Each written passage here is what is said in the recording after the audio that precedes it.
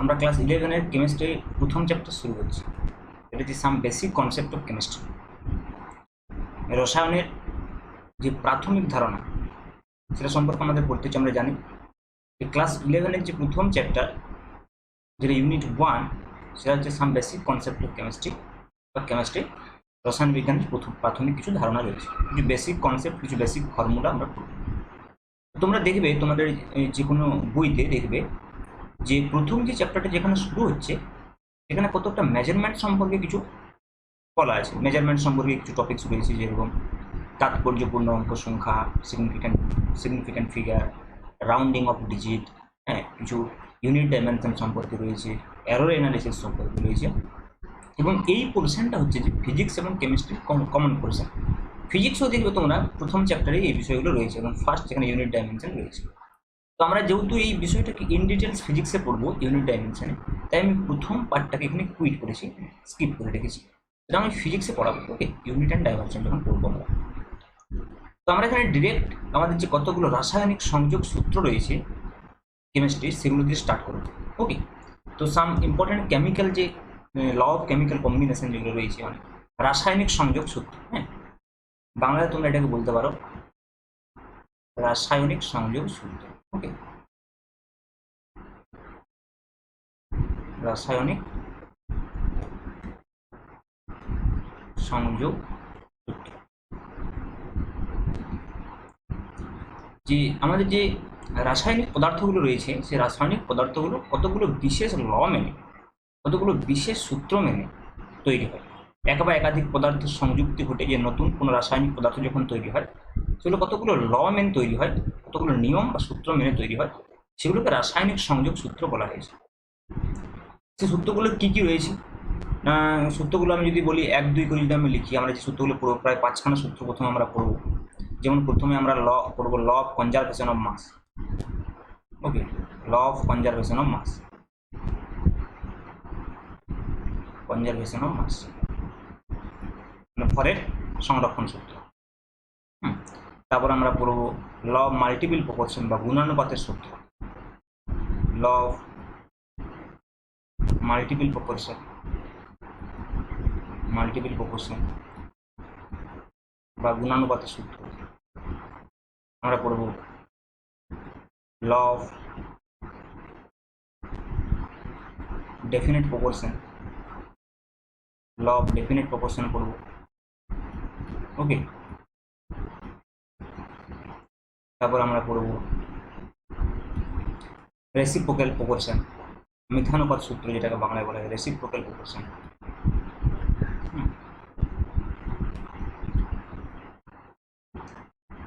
ওকে, এছাড়াও আমরা পড়ব গেলুসাক্স গ্যাস ল, গেলুসাকের গ্যাস আয়তন সূত্র বা গেলুসাক্স গ্যাস ল। তো এগুলো আমরা 1 বাই 1 পড়তে থাকবো। তো প্রথমে আমরা যেটার উপরে কনসেন্ট্রেট করবো, ফোকাস করবো, সেটা হচ্ছে law of conservation of mass বা ভরের সংরক্ষণ সূত্র, ওকে। তো এটা তোমাদের জন্য খুবই ইম্পর্টেন্ট, হ্যাঁ। এই সূত্রটা আমরা আজকে পড়বো এবং এই ক্লাসে পড়বো mainly law of conservation of mass বা ভরের সংরক্ষণ সূত্র, এবং অবশ্যই একটা প্রবলেমও করবো এটা সম্পর্কে। এবং এই সূত্রটা তোমাদের কাছে অনেক পরিচিত, সূত্রের যে স্টেটমেন্টটা, okay, law of conservation of mass, বা আমরা বলতে পারি এটাকে, এটা হচ্ছে ভরের সংরক্ষণ সূত্র, ভরের সংরক্ষণ, okay, law of conservation of mass. তোমরা এটা ছোটোবেলা থেকে পরিচিত, ভরের সংরক্ষণ সূত্র সম্পর্কে, যে ভরকে সৃষ্টি বা ধ্বংস করা যায় না, মহাবিশ্বের মোট ভর ধ্রুবক, তোমরা এটা ছোটোবেলা থেকে পড়েছো। তো এখানে আমরা সেই ভরের সংরক্ষণ সূত্রটা কোথায় ইউজ করবো, মানে কেমিক্যাল রিয়াকশান ইউজ করবো। আমরা দেখবো একটা কেমিক্যাল রিয়াকশানের যে রিয়াক্ট্যান্ট রয়েছে, যে বিক্রিয়ক পদার্থ রয়েছে, এবং যে প্রোডাক্ট রয়েছে, বিক্রিয়াজাত পদার্থ রয়েছে, তাদের মধ্যে এই সূত্রটা মেনে চলে। অর্থাৎ রাসায়নিক বিক্রিয়ায় নতুন কোনো ভর সৃষ্টি করা সম্ভব নয় বা ভরকে ধ্বংস করা সম্ভব নয়। যে পরিমাণ অ্যামাউন্ট, টোটাল যে পরিমাণ অ্যামাউন্ট আমার বিক্রিয়ক পদার্থ হিসেবে থাকবে, রিয়াক্ট্যান্ট হিসেবে থাকবে, সেই সেম পরিমাণ অ্যামাউন্ট আমি হতে পারে আমি অন্য পদার্থে পাচ্ছি, তার কেমিক্যাল প্রপার্টিটা চেঞ্জ হয়ে যেতে পারে অবশ্যই, কিন্তু বিক্রিয়ক পদার্থের যে ভর এবং বিক্রিয়াজাত পদার্থের যে মোট ভর, এটা সমান থাকবে। যেমন আমরা জানি যে আমরা যদি বলি যে H2O সাপোজ, হ্যাঁ, জল থেকে জল বিশ্লেষণ হয়ে সাপোজ হাইড্রোজেন এবং অক্সিজেন তৈরি হয়, তো জলের যদি বিশ্লেষণের ফলে হাইড্রোজেন এবং অক্সিজেন তৈরি হয়, তাহলে আমরা যত গ্রাম জল আমরা নিয়েছিলাম এবং সেই জলটা যে বিশ্লেষণ হয়ে হাইড্রোজেন এবং অক্সিজেন তৈরি হয়েছে, সেই হাইড্রোজেন এবং অক্সিজেনের যে টোটাল ভরটা আমরা পাবো H2O থেকে, যদি আমি বলি H2O, সবাই জল থেকে যদি আমি হাইড্রোজেন এবং অক্সিজেন পাই H2 আর O2 যদি আমরা পাই, তাহলে যত গ্রাম জল এদিকে নেবো, যদি আমি এক্স গ্রাম ওয়াটার নিই, তাতে আমি যদি দেখি যে ওয়াই গ্রাম হাইড্রোজেন উৎপন্ন হয়েছে এবং জেড গ্রাম অক্সিজেন উৎপন্ন হয়েছে, তাহলে অবশ্যই X equal to Y plus Z, অবশ্যই X equal to Y plus Z. Okay, যে কোনো রাসায়নিক বিক্রিয়ায় যে বিক্রিয়ক পদার্থের যে মোট ভর এবং বিক্রিয়াজাত পদার্থের যে মোট ভর সেটা সমান হবে। এটাই আমরা এখানে ভরের সংরক্ষণ সূত্র হিসেবে পড়েছি। ওকে, তাহলে আমরা বলতে পারি সূত্রটাকে যে কোনো রাসায়নিক আমরা স্টেটমেন্টে লিখতে পারি, বিবৃতিটা স্টেটমেন্ট বা বিবৃতিটা আমরা লিখতে পারি ভরের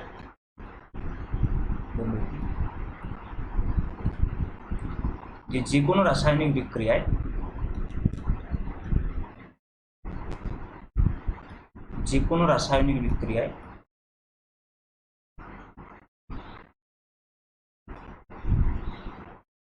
যে কোনো রাসায়নিক বিক্রিয়ায় বিক্রিয়ক পদার্থের মোট ভর বা ওজন, বিক্রিয়ক পদার্থের মোট ভর বা ওজন এবং বিক্রিয়াজাত পদার্থের মোট ভর বা ওজন এবং বিক্রিয়াজাত পদার্থের মোট ভর বা ওজন সমান হবে, এবং বিক্রিয়াজাত পদার্থের মোট ভর বা ওজন সমান হবে।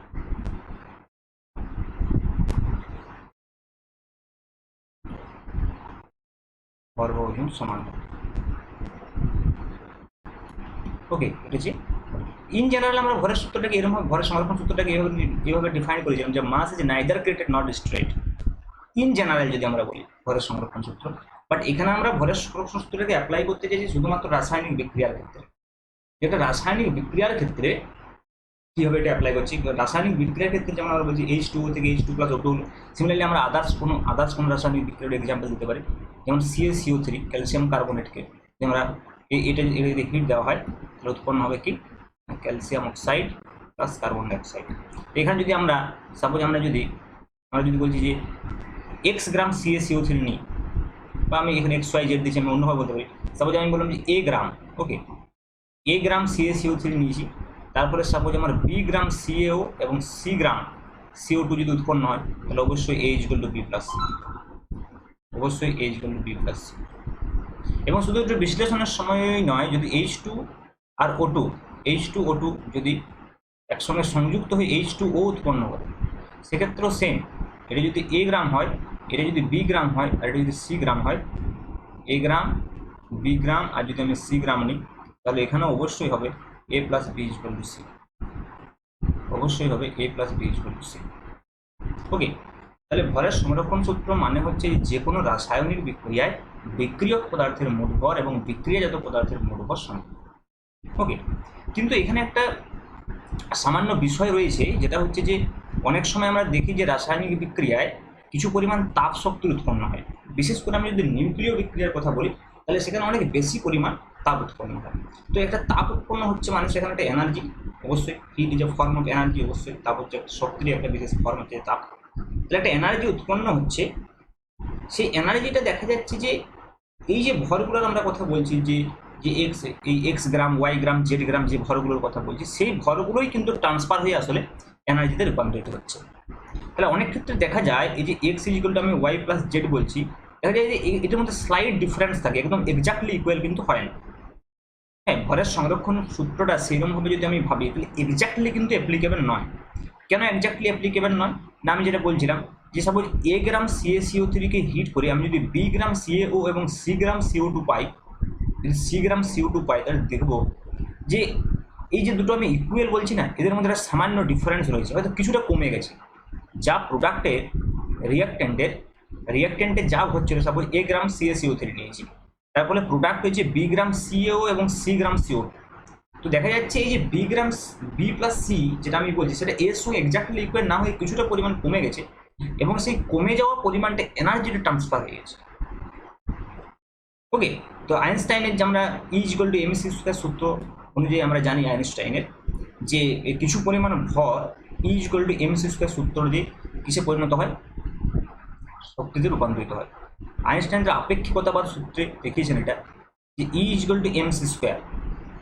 এই E=mc² ফর্মুলা থেকে কী হয়, মানে কিছু পরিমাণ ভর যদি ভেলোসিটি অফ লাইট 3 × 10⁸ মিটার/সেকেন্ড কাছাকাছি, এই ভেলোসিটি নিয়ে এইটা যদি লাইটের ভেলোসিটি হয় এবং m যদি বস্তুর ভর হয়, তাহলে সেই যে সামান্য পরিমাণ আমরা ভরের কথা বলছি, সাপোজ আমরা বলছি, আমি এক্সাম্পল নিয়ে বুঝতে পারবো, সাপোজ এ থেকে আমরা যদি তৈরি হয় B+C, তাহলে আমি কি বলছি যে B+C সামান্য কম হচ্ছে এর থেকে, তাহলে বি এর ভর যদি mb হয়, সাপোজ mb, সি এর ভর যদি mc হয়, mc, ওকে, আর এ যদি হয় ma আমরা যদি বলি, তাহলে কি হবে, এই এমটা হচ্ছে যে এই এমটা হচ্ছে আসলে হচ্ছে যে mb + mc, mb + mc, ma যদি একটু কম হয় তাহলে ma যদি বেশি হয় সাপোজ ma - mb + mc, ওকে, এটাকে ডেল্টা এম দিয়ে অনেক সময় জন্য রিপ্রেজেন্ট করা হয় যে যদি mb + mc বেশি হয়, বিক্রিয়াজাত পদার্থের ভর যদি বেশি হয় তাহলে হবে কি,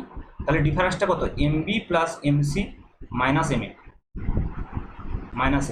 আর যদি এমন হয় যে বিক্রিয়ক পদার্থের ভর বেশি হয়, তাহলে সেক্ষেত্রে ডেল্টা এম মানে ভরের যে বিচ্যুতিটা ঘটছে সেটা হচ্ছে ma - mb + mc, ওকে। তো এই যে পরিমাণ ভর, এটাকে ডেল্টা এম বা আমরা এম দিয়ে রিপ্রেজেন্ট করি। এই যে পরিমাণ ভরটা হ্রাস পেয়ে গেল, সেই পরিমাণ ভরটা কী হবে, শক্তিতে রূপান্তরিত হবে। কত শক্তিতে রূপান্তরিত হবে, E=mc², যেখানে এমটা কত, এমটা হচ্ছে এই ডিফারেন্স, মাসের যে ডিফারেন্স, যে পরিমাণ ভরটা কমেছে, এটাকে mc² বা কখনো কখনো আমরা ডেল্টা m × c² বলতে পারি, ওকে। তো এই পরিমাণ ভরের যে ঘাটতি ঘটছে বা যদি ভরে উদ্বৃত্ত ভর হয়, সেই পরিমাণ এনার্জি আমার প্রডিউস হয়েছে বা কোনো কোনো সময় এনার্জি ডিসেপিয়ার হবে। তার মানে ভরের সংরক্ষণ নীতির এক্স্যাক্টলি, শুধুমাত্র ভরের যে সংরক্ষণ নীতি এক্স্যাক্টলি সেটা অ্যাপ্লিকেবল নয়, কিন্তু ভর আর শক্তি যদি একসঙ্গে আমি ভাবি তাহলে সেটা অ্যাপ্লিকেবল। ব্যাপারটা কীরকম, যদি আমি এইভাবে ভাবি যে বিক্রিয়ার আগে আমাদের কী হচ্ছে, সাপোজ এ থেকে B+C, এটা বিক্রিয়া, এই পদার্থ উৎপন্ন করেছে B+C, ওকে, এই যে কোনো একটা রাসায়নিক পদার্থ সেখান থেকে B+C তৈরি হয়েছে বা B+C থেকে এ তৈরি হয়েছে, রিভার্সটা সত্য যে B+C থেকে এ তৈরি হয়েছে। তাহলে এই যে আমি বলছি যে এ থেকে B+C তৈরি হয়েছে, এই যে রাসায়নিক বিক্রিয়া, এই রাসায়নিক বিক্রিয়াটাতে যদি আমি বলি যে এ থেকে যে B+C তৈরি হয়ে B+C কিছুটা কমে গেছে, তাহলে B+C যদি কিছুটা কমে যায়, তাহলে সেই কমে যাওয়াটা কী হয়েছে, কমে যাওয়াটা শক্তিতে রূপান্তরিত হয়েছে। তাহলে এর যে B+C এর যে ভর, মানে mb + mc যে ভর, ওকে, প্লাস যদি ইকুইভ্যালেন্ট এনার্জিটা বলি, ইকুইভ্যালেন্ট এনার্জি কত, ইকুইভ্যালেন্ট এনার্জিটা mc² দিয়ে প্রকাশ করছে, ইকুইভ্যালেন্ট এনার্জিটা বলি, আর এদিকে যদি ভরটা বলি তাহলে সেটা কিন্তু ইকুয়াল হবে। বা যদি এমন হয় এদিকের ভরটা কিছু পরিমাণ শক্তি রূপান্তর, এদিকে একটা এনার্জি টার্ম থাকবে, তাহলে ভর আর শক্তি যদি একসঙ্গে বলি, তাহলে কিন্তু আমাদের এটা ইকুয়াল হবে। তার মানে আমরা এইভাবে বলবো সূত্রটাকে যে রাসায়নিক বিক্রিয়ায় যে বিক্রিয়ক পদার্থের ভর এবং শক্তি আর বিক্রিয়াজাত পদার্থের ভর এবং শক্তি এই দুটো ইকুয়াল হবে, এটা আমি বলতে পারি। এটা কিন্তু অবশ্যই সত্য, বাট শুধু ভরের ক্ষেত্রে সামান্য ঘাটতি ঘটছে, তার কারণ ভরটা শক্তিতে রূপান্তরিত হয়ে গেছে তাই, ওকে। এবং এটা বিশেষভাবে প্রভাব দেখা যাবে নিউক্লিয় বিক্রিয়ায়, কারণ নিউক্লিয় বিক্রিয়ার যে রিঅ্যাক্ট্যান্ট এবং প্রোডাক্টের মধ্যে হাই ভেলোসিটি থাকে, হ্যাঁ।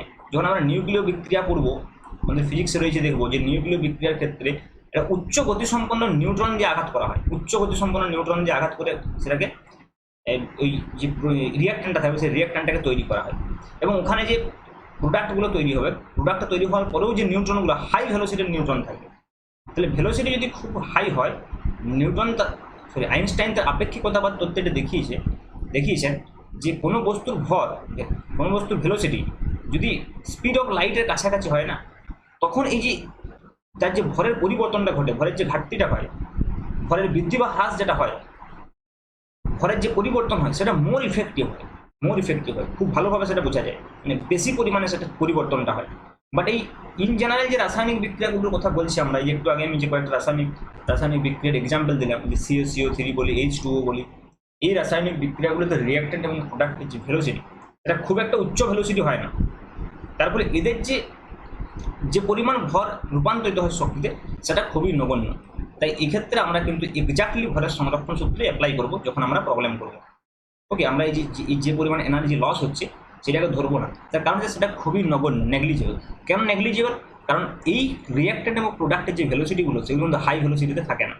বাট নিউক্লিয় বিক্রিয়ার ক্ষেত্রে কী হয়, সেটা হাই ভেলোসিটিতে থাকে। তাহলে হাই ভেলোসিটিতে থাকলে কী হবে, সেটা হাই ভেলোসিটিতে থাকলে যে ইফেক্টিভ যে চেঞ্জটা, ভরের যে ইফেক্টিভ চেঞ্জটা সেটা বেশি হবে। তোমাদেরকে একটু বলে দিতে পারি ব্যাপারটা, যে আমরা দেখবো এটা ফিজিক্সে রয়েছে রিলেটিভিটিতে, যে যদি M is equal to m0 divide by √1 - v²/c², এই ফর্মুলা অনুযায়ী চেঞ্জ হয় পদার্থের ভর। m0টা কি স্থির অবস্থায় ভর, m0টা কি স্থির অবস্থায় ভর, স্থির অবস্থায় ভর। কোনো বস্তুর স্থির অবস্থায় ভর যদি m0 হয়, আর m হচ্ছে গতিশীল অবস্থায় ভর, গতিশীল অবস্থায় ভর। ওকে, গতিশীল অবস্থায় ভর, দেখা যাচ্ছে গতিশীল অবস্থায় ভরটা চেঞ্জ হয়ে যাবে তার ভেলোসিটির সঙ্গে সঙ্গে। তাহলে যদি আমরা দেখি যে এই যে v²/c² উপর ডিপেন্ড করবে m0-এর সঙ্গে সমান না বেশি, তাহলে ইন জেনারেল আমরা কি দেখতে পাচ্ছি, ইন জেনারেল কি নিচটা কি আছে 1 - v²/c², তবে একের থেকে কম আছে। তাহলে একের থেকে যদি কম হয়, কারণ v/c-র উপর ডিপেন্ড, v/c ইন জেনারেলে কী হয়, কোনো বস্তুর ভেলোসিটি লাইটের কাছাকাছি পৌঁছানোর সম্ভাবনা। তাহলে ইন জেনারেল সবসময় হয় v c, তার মানে v/c <1। তাহলে যদি v²/c² <1, তাহলে v²/c² যদি <1 হয়, তাহলে নিচের টার্মটা কম হবে। তারপরে কী হবে, m কী হবে, m হয়ে যাবে m0,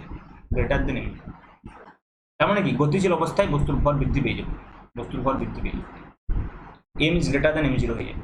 m = m0/√1 - v²/c²। তাহলে এই টার্মটা যদি একের থেকে কম হয়, সাপোজ যদি ফ্র্যাকশন হয়, সাপোজ আমি হচ্ছে 0.1, সাপোজ এটা ফ্র্যাকশন হলো, তাহলে m = সাপোজ m0/0.1, তাহলে m = কত, m = 10 m0, তাহলে m > m0 হয়ে গেল। তাহলে m ইন জেনারেল m0 হয়। ওকে, এবার যদি এমন হয়, যদি আমরা দেখি তাহলে এই চেঞ্জটা কত, চেঞ্জ এই যে m এর সঙ্গে m0 যে চেঞ্জটা তত বেশি হবে, v/c যত <1 হবে। তাহলে v/c যদি <1 হচ্ছে এখানে, কিন্তু যদি এমন হয় যে v ভেরি যদি হয়, সাপোজ v c হলে কি v/c v²/c² কী হবে, এর থেকে আরও কম হবে, এর থেকে আরও কম হবে। কিন্তু যদি এমন হয় যে v ভেরি c হয়, তার মানে কি ভেলোসিটি যদি খুব কম হয়, লাইটের ভেলোসিটির থেকে যদি রিঅ্যাক্ট্যান্ট বা প্রোডাক্টের ভেলোসিটিটা খুব কম হয়, তখন কী হয়ে যাবে, তখন এই v²/c²টা কী হবে, ভেরি <1 হয়ে যাবে, আরও কম হয়ে যাবে, আরও কম হয়ে যাবে। তাহলে v²/c² যদি খুব কম হয়ে যায়, তখন আমি এই টার্মটাকে বাদ দিয়ে দিতে পারি। তাহলে এই টার্মটা যদি বাদ হয়ে যায়, তাহলে কত m0/1 হয়ে যাবে। তাহলে m0/1 মানে কি m প্রায় = m0, m প্রায় = m0 হয়ে যাবে। ওই জন্যই আমরা বলছি যে এই সাধারণ রিয়াকশানগুলোর ক্ষেত্রে কী হচ্ছে, এই রিয়াকশন প্রোডাক্টের যে ভেলোসিটি খুব কম, তাহলে ভেলোসিটি খুব কম হলে কী হবে, এই কন্ডিশনটা স্যাটিসফাই হবে, v ভেরি c হবে, ভেরি c হবে, লাইটের ভেলোসিটি খুব কম হবে, তাহলে ইফেক্টিভলি চেঞ্জ হবে না, এটা খুব কম চেঞ্জ হবে, নেগলিজেবল চেঞ্জ হবে। কিন্তু যদি এমন হতো যে v প্রায় = c, তাহলে কি এই টার্মটা থাকবে, এই টার্মটা ইফেক্টিভলি থাকবে, v²/c² ইফেক্টিভলি থাকবে। v²/c² যদি একের থেকে খুব কম হয়ে যায় তখন নেগলেক্ট হবে, কিন্তু একের যদি সমতুল্য হয় 0.8, 0.9, 0.7 এইসব থাকে। ওকে, তাহলে সেক্ষেত্রে কী হবে, সেক্ষেত্রে সেটা কখন হবে, যে v যদি c এর খুব কাছাকাছি যায়, v = আমি যদি সবাই বলি v = 0.8c, 0.9c, তার মানে কি v c এর খুব কাছাকাছি যাচ্ছে। নিউক্লিয় বিক্রিয়ার ক্ষেত্রে এটা হয়, হাই ভেলোসিটি থাকে, c এর খুব কাছাকাছি থাকে।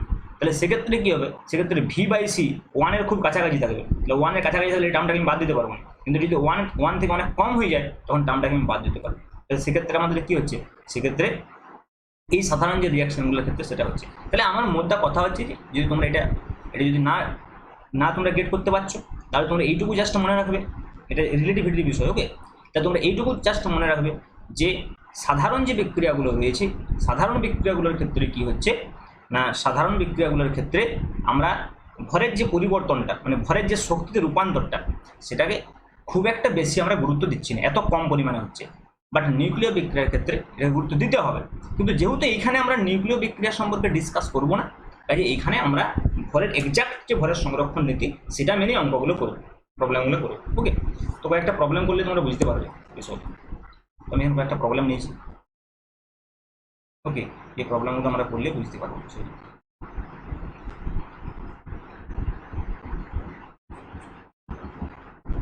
তাহলে ফার্স্ট প্রবলেম আমরা যেটা দিয়েছি যে একটি MgCO3 এর নমুনা 50% বিশুদ্ধ, 50% বিশুদ্ধ। এই নমুনায় তাপ প্রয়োগ করা হলে 4 গ্রাম MgO এবং 4.4 গ্রাম CO2 উৎপন্ন হয়। তাহলে কত গ্রাম MgCO3 নেওয়া হয়েছে নির্ণয় করো। ওকে, তাহলে আমাদের বলতে MgCO3 থেকে MgCO3, ওকে, MgCO3 থেকে কী উৎপন্ন হয়েছে? 4 গ্রাম MgO, 4 গ্রাম MgO আর উৎপন্ন হয়েছে 4.4 গ্রাম CO2। তাহলে MgO কত উৎপন্ন হয়েছে? জাস্ট 4 গ্রাম। ওকে, আর CO2 উৎপন্ন হয়েছে 4.4 গ্রাম, 4.4 গ্রাম। তাহলে বিক্রিয়াজাত আমাদের সূত্র অনুযায়ী কি বিক্রিয়াজাত পদার্থের মোট ভর আর বিক্রিয়ক পদার্থের মোট ভর সমান। তাহলে এখানে রয়েছে বিক্রিয়াজাত পদার্থের আমি বলি মোট ভর। ওকে, বিক্রিয়াজাত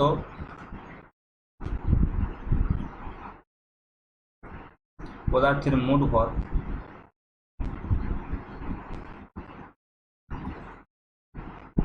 4 + 4.4, 4 + 4.4, তার হচ্ছে 8.4 গ্রাম। ওকে, তাহলে বিক্রিয়ক পদার্থ মানে MgCO3 এর মোট ভর এটাই হওয়া উচিত। MgCO3 এর যেটি ব্যবহৃত হয়েছে আর কি, এর ভরও হওয়া উচিত 8.4 গ্রাম। হ্যাঁ, যে পরিমাণ MgCO3 এটা উৎপন্ন করেছে সেটা হওয়া উচিত 8.4 গ্রাম। কিন্তু এখানে আমরা দেখতে পাচ্ছি যে MgCO3 50% বিশুদ্ধ, MgCO3 নমুনাটা, তার মানে নমুনাটাতে 50 গ্রাম MgCO3 থাকবে 100 গ্রামের মধ্যে, কিন্তু আমার নমুনাটা দরকার কত? 8.4 গ্রাম। তাহলে এই কন্ডিশনটা অনুযায়ী একটি MgCO3 নমুনাকে 50% বিশুদ্ধ মানে কি? 50% বিশুদ্ধ মানে আমি যদি 100 গ্রাম MgCO3 নিই, নমুনাটা নিই 100 গ্রাম, যদি নমুনাটা নিই 100 গ্রাম নমুনায় MgCO3 থাকে 50 গ্রাম, MgCO3 থাকে 50 গ্রাম। ওকে, তার মানে 50 গ্রাম যদি আমার MgCO3 প্রয়োজন হয় তাহলে আমাকে নিতে হবে 100 গ্রাম।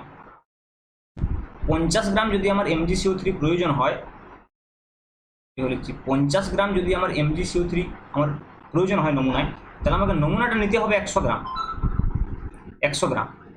আর আমার প্রয়োজন কত? 8.4 গ্রাম, কারণ এখানে 8.4 গ্রাম হলে তবে এটা উৎপন্ন হবে। তাহলে 8.4 গ্রাম আমি যদি MgCO3 পেতে চাই তাহলে আমাকে নিতে হবে কত না 100/50 ইন্টু 8.4, তার কত 2 হয়ে যাচ্ছে 16.8 গ্রাম, 16.8 গ্রাম। তার মানে কত গ্রাম MgCO3 নেওয়া হয়েছে? 8.4 গ্রাম। যদি আমি এখানে MgCO3 রিয়াকশন করাতে চাই তাহলে আমাকে নিতে হবে 16.8 গ্রাম MgCO3, 16.8 গ্রাম। ওকে, এইভাবে আমরা মাস কনজারভেশনের অঙ্ক করতে পারি। নেক্সট আমার একটা প্রবলেম দেওয়া হয়েছে এখানে, বলছে 4.9 গ্রাম অশুদ্ধ KClO3 এর বিয়োজনে 1.49 গ্রাম KCl এবং 0.03 মোল অক্সিজেন উৎপন্ন হয়। তাহলে KClO3 থেকে কি উৎপন্ন হয়েছে? KClO3 উৎপন্ন হয়েছে, জাস্ট আমি ব্যালেন্স করছি না রিয়াকশনগুলো, কারণ ব্যালেন্স করার প্রয়োজন নেই, আমাদের মাসটা নিয়ে কথা। তাহলে KCl আর উৎপন্ন হয়েছে O2 উৎপন্ন হয়েছে। তাহলে আমাদের কি বলছে? KCl 4.9 গ্রাম অশুদ্ধ, KCl অশুদ্ধ KCl, তাহলে 4.9 গ্রাম অশুদ্ধ নেওয়া হয়েছে, তার ফলে উৎপন্ন হয়েছে 1.49 গ্রাম KCl উৎপন্ন হয়েছে, আর অক্সিজেন 0.03 মোল।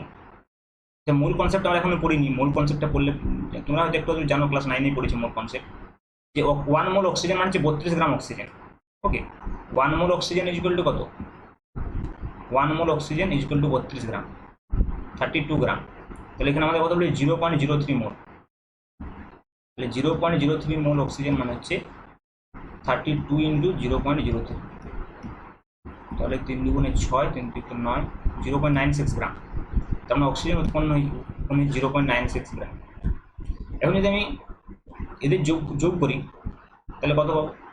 1.49 আর হচ্ছে 0.96, 9 6 15, 9 4 13 14 4 2 1 2.45 গ্রাম। তাহলে আমরা দেখতে পাচ্ছি এটা উৎপন্ন হয়েছে 2.45 গ্রাম, 2.4 গ্রাম। তার মানে এখানেও কত KCl3 রিয়াকশন করেছে, রিয়াকশন অংশগ্রহণ করেছে, এর কত করেছে, নিয়েছে 4.9 গ্রাম, কিন্তু রিয়াকশন করেছে কত, 2.45 গ্রাম, 2.45 গ্রাম। তার মানে কি এই নমুনাটায় 2.45 গ্রাম শুদ্ধ ছিল, 4.9 গ্রাম 4.9 গ্রাম অশুদ্ধ KCl3 নিয়েছি, আর দেখতে পাচ্ছি আমি প্রোডাক্ট হয়েছে কত 2.45 গ্রাম। তার মানে 2.45 গ্রামে অংশগ্রহণ করেছে রিয়াকশন। তার মানে 4.9 গ্রামের মধ্যে শুদ্ধ কত রয়েছে, 2.45 গ্রাম। তাহলে 4.9 গ্রামে আমি যদি বলি তাহলে শুদ্ধ হচ্ছে যে 2.45। তাহলে 100 গ্রামে কত শুদ্ধ, 100 গ্রামে শুদ্ধ হচ্ছে 2.45, ওকে, ডিভাইড বাই 4.9 ইন্টু 100, তাহলে কত হচ্ছে, এটা হচ্ছে 2 হচ্ছে, কাটাকুটি করলে 4 10 হ্যাঁ, এটা কাটাকুটি করলে 2 হচ্ছে 2, তাহলে 100/2, তাহলে 50%, তাহলে 50%, ওকে। তাহলে KCl3 শতকরা বিশুদ্ধ KCl3 কত আছে এটাতে, এই নমুনাটাতে বিশুদ্ধ যে KCl3 আছে সেটা আছে 50%। শতকরা ভাগ নির্ণয় করতে বলেছে 50% আছে। এটা আগের অঙ্কটা হচ্ছে রিভার্স, এটা আগেরটাতে কী ছিল, শতকরা ভাগটা কত দেওয়া ছিল, আর এই রিয়াক্ট্যান্টটা কত গ্রাম নেওয়া হয়, কত গ্রাম রিয়াক্ট্যান্ট কাজ করছে সেটা নির্ণয় করতে বলেছিল। আর এখানে কত গ্রাম রিয়াক্ট্যান্টের মধ্যে কত অংশগ্রহণ করছে সেটা আমাকে বের করে তার পার্সেন্টেজটা নির্ণয় করতে হচ্ছে। আগের প্রবলেমটা এটা হচ্ছে কি রিভার্স প্রবলেম, ওকে। তো এইভাবে আমরা প্রবলেমসগুলো করতে পারি ইনভলভিং মাস কনজারভেশন, ওকে।